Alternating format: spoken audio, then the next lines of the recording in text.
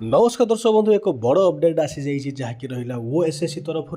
जमीक कहला पूर्व गोटे नोटिस आसाला गोटे एग्जाम को लेकिन सिलेबस चेंजेस को लेकिन फाइनाली एबे नोटिस आसी जाइए सिलेबस चेंज को लेकिन सिलेबस चेंज माने पूरा चेंज होनी किछिटा आड होती आप देखुथे नोटिस पूरा लिखाई जिते भी एग्जाम अपकमिंग टाइम रे हेबाकु जाउची तार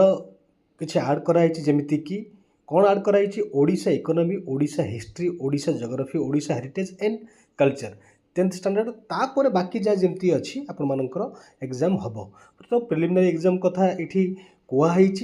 तो आई होप यहाँ भी बहुत भल जिनस वेटेज आउ थे बढ़ जो 5टा कैटेगरी करूला बर्तमान आउ गोटे कैटेगरी आड होगा तो आई होप आपण मानक निहाती भाव बर्तमान जोटा आगुरी यही 4टी ही थे 5टी थे ए 6 नंबर आड होती आई होप इनफॉरमेशन ठीक लगी आप शेयर करूँ अन्य सांगसाथी मानक जनातु नमस्कार।